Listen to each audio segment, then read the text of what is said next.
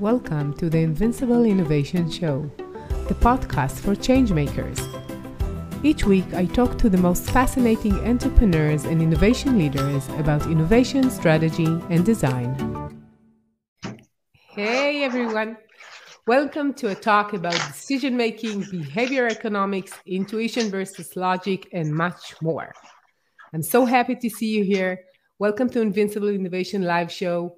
I'm Mazor, Kario, product innovation and value creation expert, and I'll be your host. And today I have a very special guest, Alex. Hi, Alex. Hi, thank you for having me. Alex Shilman, psychologist and behavioral economics expert. Yeah, so happy to see you here.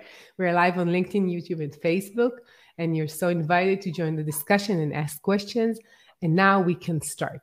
So all that subject of decision-making, it seems like so complex and so many things related to that. So what do we know about studies of leadership from pilots or Olympic winners about decision-making? That's a broad question, rightly, because there are many different areas and topics where it becomes very, very important to understand decision-making. But, to try to make a long story short, it seems like we have two basic ways of making decisions. The fast one, the quick one, the intuitive one, which relies on experience mainly and instincts, and the logic one, the more rule-based decision-making. And they don't interact between them, not only short-term basis. So that's the main idea. Yeah. And do you think that there are cases that it's much better to just take the decision and go on and not think about it anymore? And there are cases that you need just to really think it thoroughly, logically, and really do the longer process, or it's not related to the use case? So let me tell you a very short story about it. Just 2 weeks ago, one of my clients called and he was wondering, should he go with a specific investment? He was considering a specific investment. He wasn't sure that that's the right thing for him now. It wasn't the exact specialty he used to invest in. And by the end of the day, the decision was made not because it's the best, decision from the financial standpoint or from the investment standpoint, but we figured out that he will regret so much if he want to go for it, that's the right decision for him. So sometimes the right decision isn't the economic right decision. It's more about how you're going to feel about it. So this is a very important aspect of decisions, which people usually dismiss. It seems like, it's about the intuition and your gut feeling that is less, you cannot explain it in numbers, right? Like I have this feeling that I will regret it. So could you show the numbers for it, right? On the other side, there are numbers, and you could just, take the numbers and try to figure out what would be the right financial decision. And I think that in most cases in life, when we go through life, we're doing things based on our experience, intuitively, right? But there are cases we're doing it and we don't even notice we're doing it. And that's the things that it doesn't look like a decision at all. The fact that I went to the supermarket and I bought this or not that, right? But all our life is going through these like small decisions. Right? Like about 95% of our life decisions, which is, by the way, 30,000 decisions every day. That's a crazy number, right? Wow. So 95% of them are made automatically by our internal autopilot. And let me give you just a metaphor for our autopilot. When the Nobel Committee called Richard Thaler, the Nobel Prize laureate for 2017, I think. So they were calling from Europe to United States, so that they wake them up actually.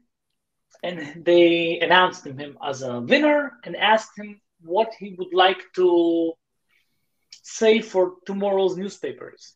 What's the one-liner about our intuitive way of making decisions? So he thought for a few seconds and he said, imagine that your client or your partner or yourself is Homer Simpson, and just try to design a world which is safe for Homer Simpson. And that's a great metaphor, not because Homer Simpson is like, a damn, I don't know, mediocre decision maker, because our autopilot is pretty much similar to Homer Simpson. And this is 95% of our life. So what you should try to do is to outline the important decisions or the important repeated decisions, and there to construct a good decision-making process. But we're talking about things that you could perceive and maybe think forward and think about them, right? Because I can think forward and see what I'm going to do in the next week or so. But what happens with surprises, things that you never thought about? And we thought we called the episode the decision making while crisis, right? So you cannot really think about it in advance. So what happens there? That's a tough question because, sometimes we have to decide on the go, and it never be the optimal decision.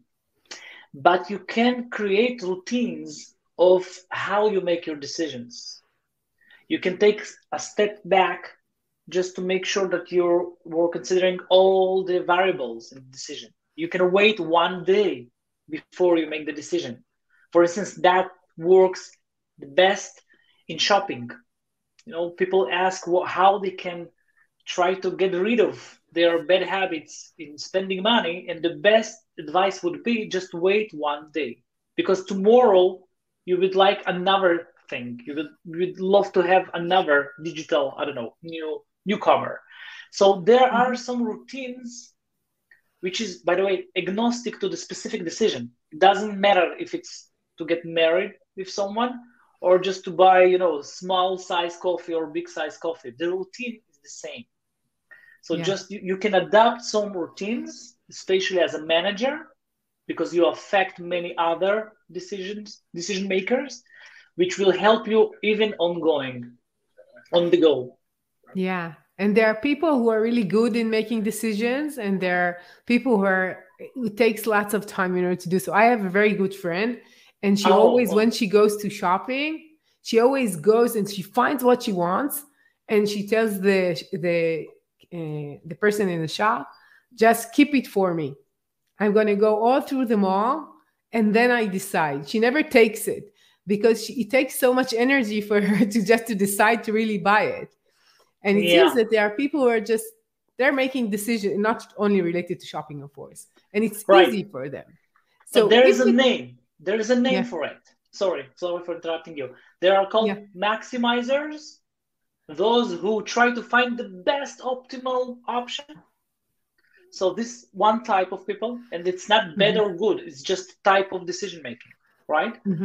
And there are the rest of us who just grab the first good enough option, and that's fine. So it's just different types of decision making, and in some cases it's better to be maximizer, in some cases it's better to be not. It's just type of character. But in what cases is it better to go and check and think about it again and again and again, because it takes a long time in order to make all these decisions, right? And sometimes you miss some of the decisions. It's exhausting for her and for her environment and friends. Sure. But when you decide about your pension savings, right? Or about, I don't know, buying an apartment or buying a stock of a specific company or moving from one company to another company, you want that friend to be with you in the room and to brainstorm for all the pros and cons. Because again, it's just, it's just a trade. Some of us, it's easier for them, and some of us it's harder for them. So you should take advice from such a friend. That's a very valuable friend. Yeah.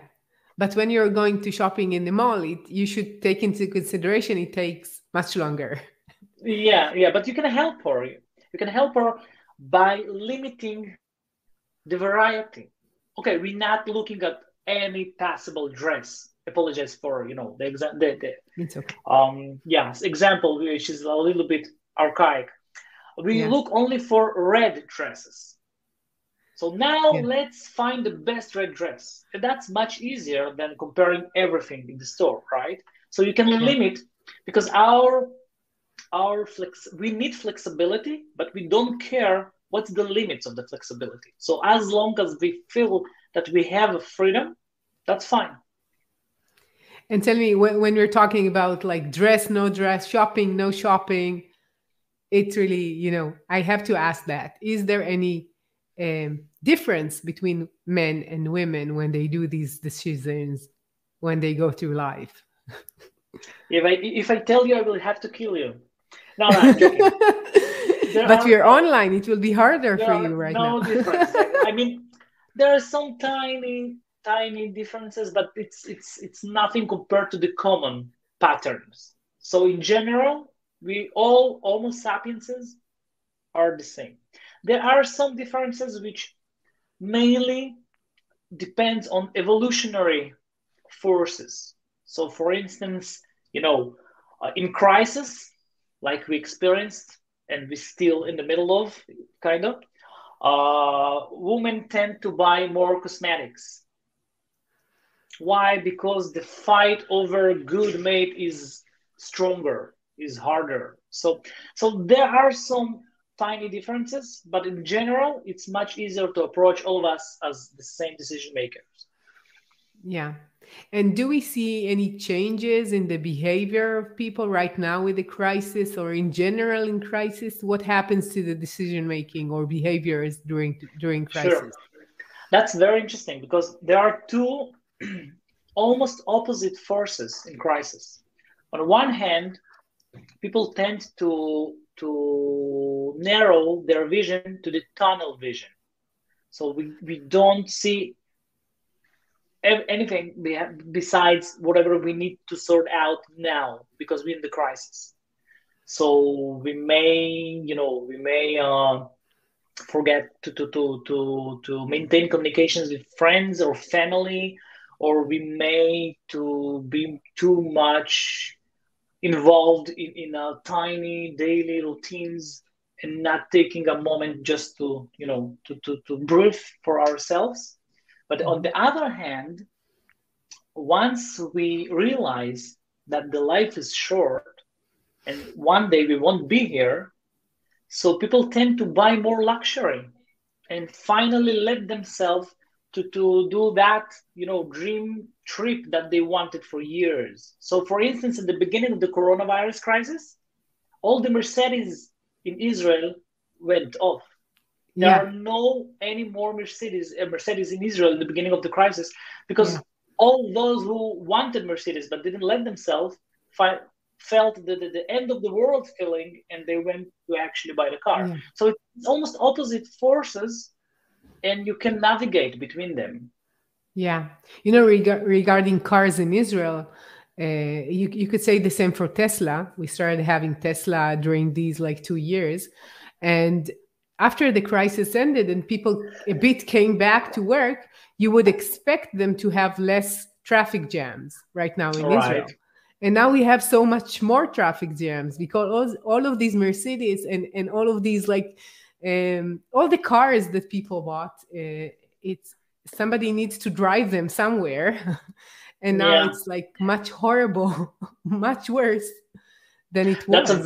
That's a very Israeli thing. Because on one hand, we need a car to escape. That's very, very rooted in our culture. On the other hand, we all want to actually own a house, a piece of land. So we want a piece of land here in Israel, but we need a car to escape if we need it.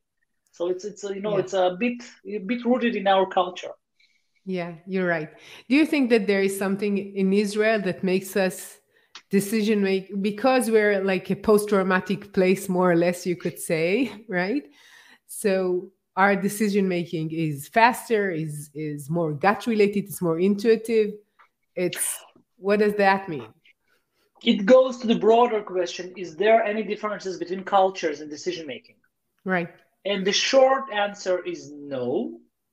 The longer answer is yes, but again, it's so small compared to the main power, the main pattern. So only if you fine tune your process, it's worth considering. So if you only start to think about decision making, it's pretty much the same for all of us.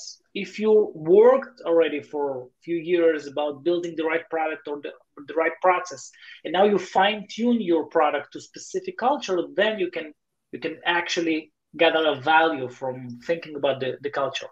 Having said that, we do have a unique ability to jump from one thing to other thing, and to what we would call it to be agile, right? Or to be lean. It became very popular in the recent years.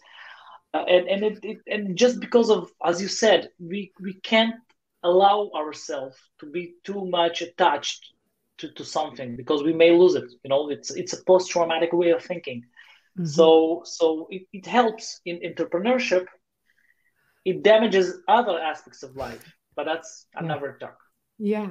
It surprises me when you say that. I expected that you'll say that there are people who are more maximizer in Europe compared to maybe more entrepreneurial countries like maybe Israel or some parts of the US, because they're, as you said, like moving faster, making decisions, taking more risks is part of decision making, in a fast decision making. And it seems to me, sorry.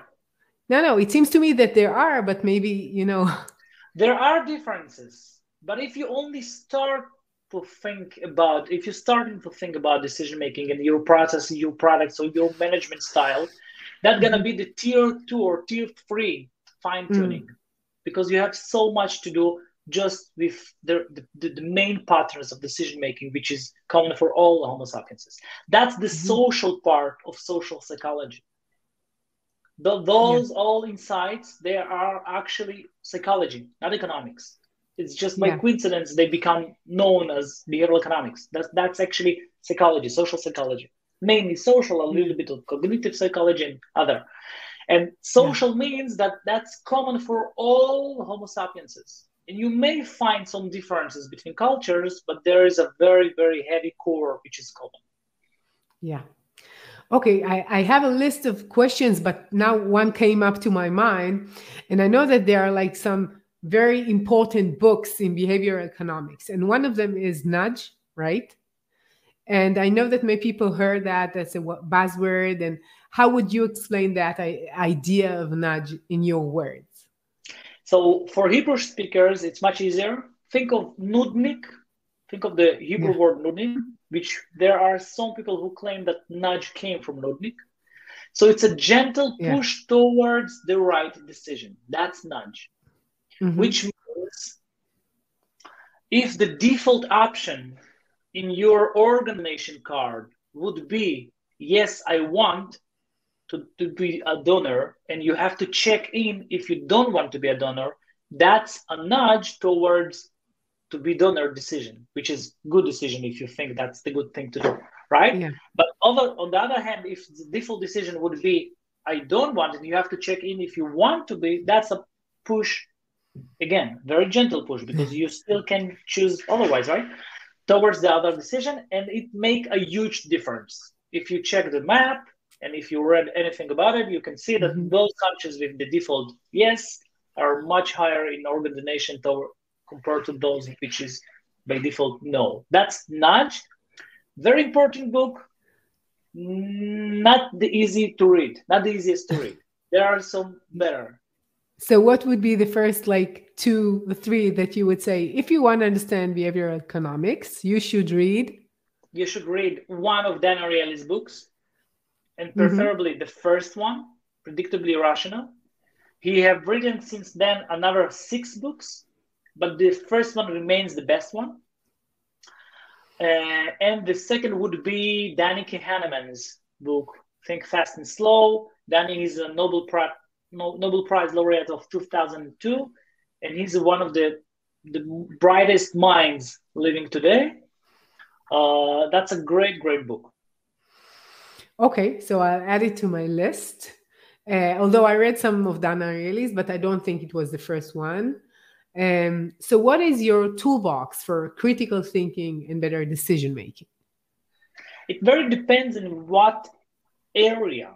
I mean, because we are so heavily impacted by our environment, I mean, even the temperature of the water I'm drinking now impact my engagement with you. So every tiny detail in the environment impacts us. So it's very important to focus on a specific environment. So is it, a pilot cockpit or a trader computer or maybe a mobile app of carpool, an actual real example when we try to convince people to carpool with others, which is very damn hard in Israel, right? So it's very, very important in what environment you're making your decisions. And then we can construct good toolbox. So let's take one example, for instance. Let's take the carpool one. And another reason, other than the fact that you mentioned it's hard in Israel, I could have lots of reason of my own. But I worked with Waze many, many years ago. And we had this feature of carpooling. And it was one of the features that they wanted to they have it, but they wanted it to be much more. So I'm interested in that.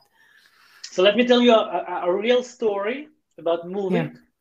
Yeah. And then to explain it, why it works and how we can replicate it in our daily life. So Movit really wanted people to carpool. They were fighting with Waze and Google over carpool because everyone realized that's going to be the operating system of the self-driving cars, right? And they invested a lot in trying to convince people to carpool. So there is the most important screen when you actually decide, would you go with someone if you are the one who takes carpool, or would you take someone with you if you the driver? Yeah. And product wise thinking, they put in their photos of those who ask you for a ride with some details about them and how far they from your route and how much money you will make, just from taking them with you. But from the decision-making point of view, it made sense to take off the photos and just leave the name and the coordinates and the money. And after they try to take off the photos, which is completely nonsense from the product point of view, they raised by 17% the conversion rate of the carpooling. Why? Because it's a difficult decision when you see a face. That's a social decision. So many stereotypes and experiences and thoughts and desires tied to a face, right? It's what she dressed with, and what color of her skin, and all the rest of features of other people. So it's a very difficult decision, and we just decide not to decide. We postpone the decision. But if it's just a name and a coordinate and an amount of money, it's much easier. So you push the option, and 50 minutes later, you figure out that you actually invited an actual person to your car, but that's later. Now it was an easy decision to make. So that's a very important point. Make your good decisions easy to make and bad decisions difficult to make. For instance, in your frigidaire, put, in that height, the healthy stuff. And all the unhealthy stuff, put as high as you possible and as low as possible. So it will be harder for you to actually get it. It will work. It will work. Yeah, it's the same as saying, don't leave the knife next to the cake, because then you just you cut it more and more. So we have a comment here about the books. David Wasserman says that Annie Duke has Thinking in Bets is a good one as well. Do you know that one? Annie Duke is a great researcher. Thanks, David. It's a new wave of books. And by the way, every year, a new 15 more or less new books about decision-making coming out. That's a very hot topic. Yeah, it's a very crowded space. So Annie Duke she's an amazing, and that's a great book. Less a fundamental one, but that's a great book. So thanks, David, for his comment, and we always love to hear what you're thinking. So if we're talking about leadership, what is needed from leadership in order to decide better, especially right now? I think, again, there are many things that you may outline as the most important, but from my point of view, your tiny actions which create the atmosphere, the culture in the company matters. We have two ways of reacting to the world or interacting with the world. Fight, fly, or freeze, which activates when we feel in danger or not safe. And the interactive mode, the more engaging one, the more calm way of interacting with the world when we feel safe. If you need creativity, if you need engagement, if you need partnership, you want to be as much as possible at the safe area, not at the danger area. And tiny routines and actions of a leader determine what kind of culture would be in the company. So if you smiling and if you just saying thanks for ordinary things, and if you spread the good news and don't getting too hard about the bad news, all these tiny actions, they sum up to creating a safe culture. And then you're getting creativity, and you're getting cooperation and engagement and self-drive and proactivity, and many very crucial and important traits for a business. But it's very easy to ruin it. So one or two better teams, and all of your team will be in fight or fly mode, which is terrible for business. Yeah. That's one of the reasons why young, amazing, cool companies become obsolete once they are acquired by corporates. It's very difficult to maintain such a safe environment or culture once you became, a giant. So that's one of the challenges, crossing the Rubicon of become part of a giant. Yeah. So I have two questions about it. Like, is it related to a physical situation, the sympathetic or parasympathetic? It's really similar. So that's what I'm saying. So the sympathetic is a state of your body and how you feel, and you could change it with behavior, right? Right. So that's the first thing. And the second thing that comes to my mind when you're saying that is that in general, right now, you could say that people are more anxious in general. Like in Israel is not an example because like our baseline is anxious, and it's even more so.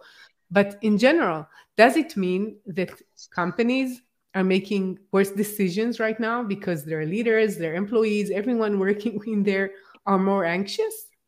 Yeah. So the first question about the parasympathetic and sympathetic parts, that's exactly the same vertical.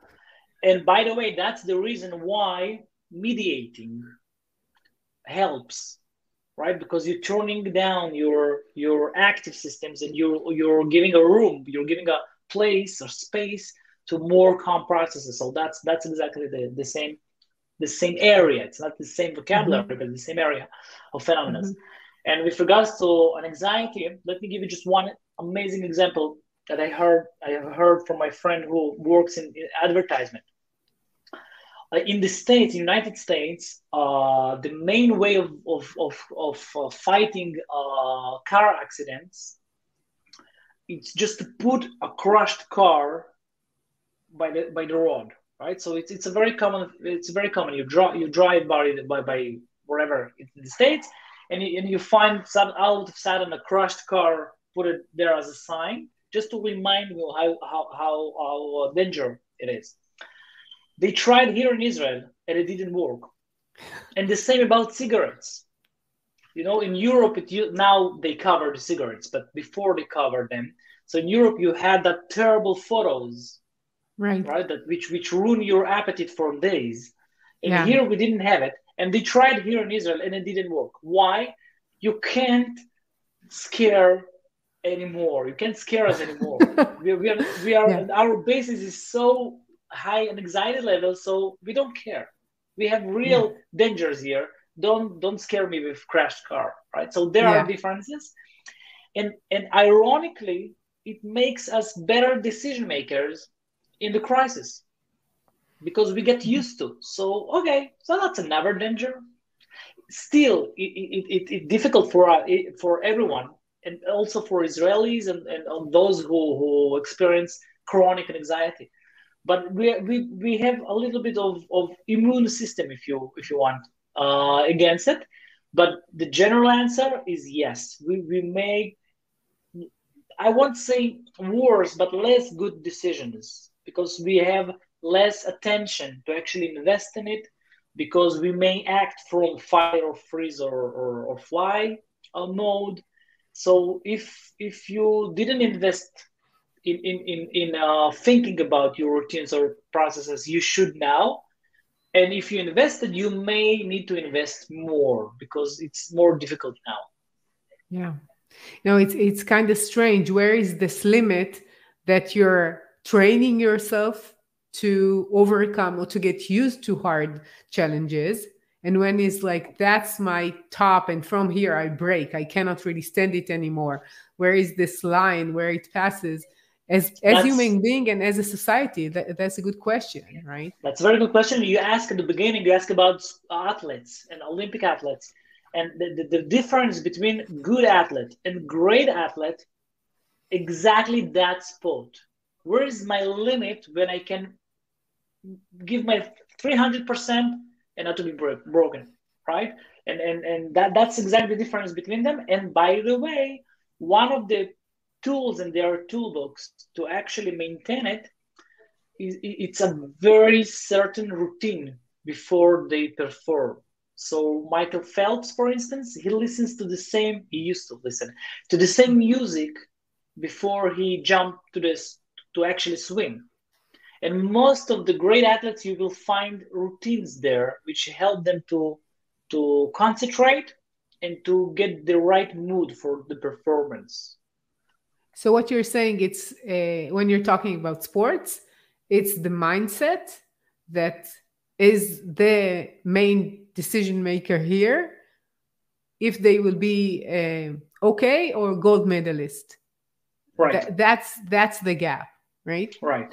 And it's a bit different from our daily life because they rely heavily on their automatic decision making because they're so experienced. They polished every tiny move, right?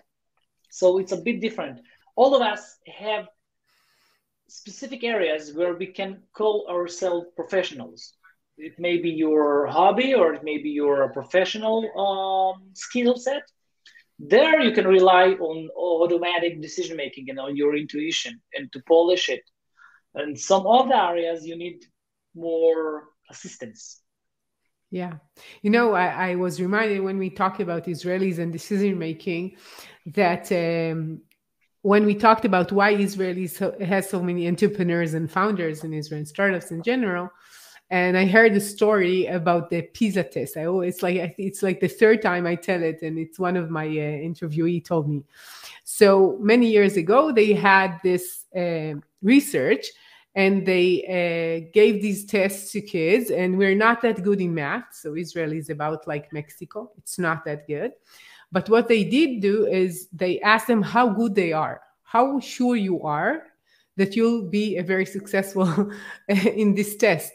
And there, the Israeli kids came first because they were so sure of themselves.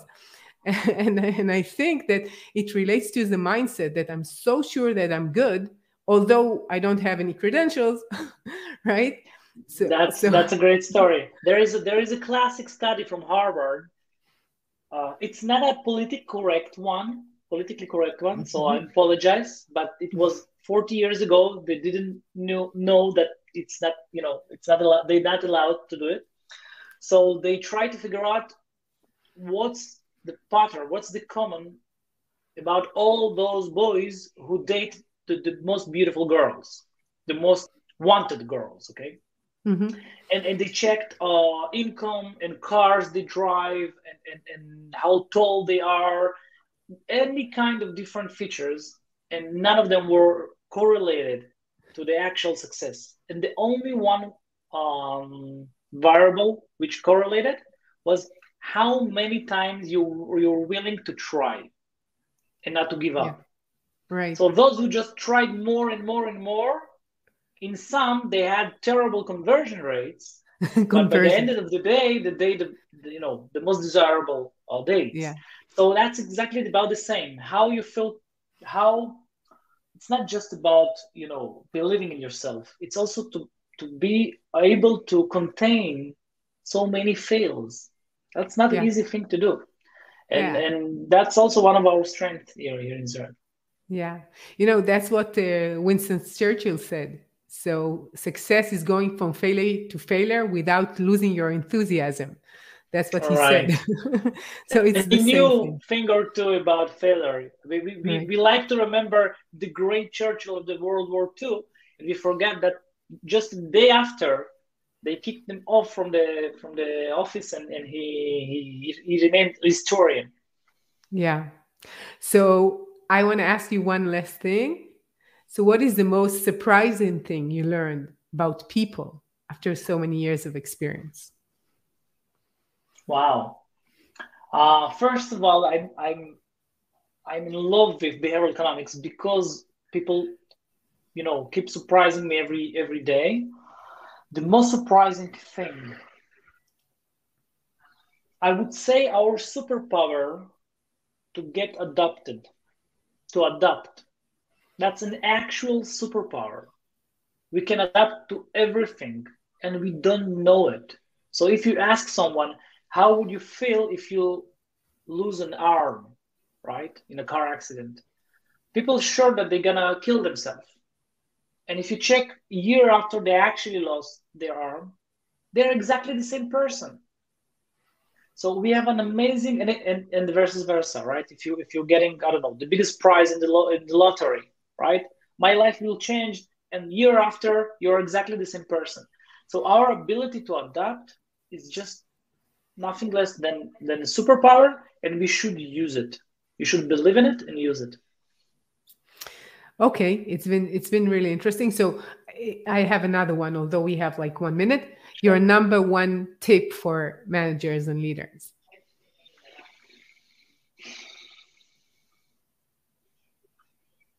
I guess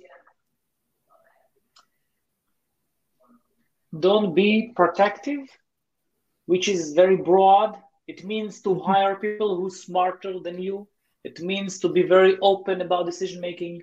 It means not to be afraid of being transparent. It means many, many different things. But the core of it would be, don't be protective, right? Be supportive and ask for support from your team, because it's not about you, it's about how you help your team to succeed.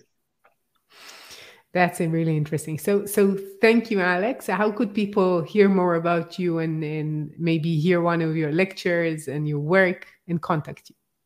So just type my name in Google, Alex Shilman. You can find my personal site. You can find my 2 consulting companies, one devoted to high-tech industry and another one for strategic consulting. I write on DeMarker regularly, less in the past few months, but used to.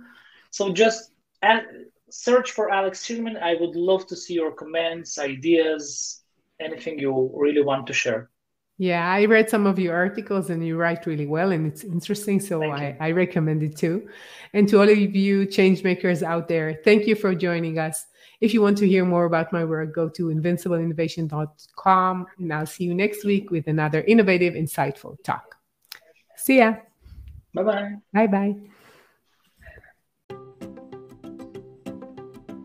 I'm Mazor Kario, and you've been listening to the Invincible Innovation Podcast. Make sure to visit our website, invincibleinnovation.com, where you can learn more about our programs and my book, Innovating Through Chaos. I'll be waiting for you next week in our next episode. Thank you for listening.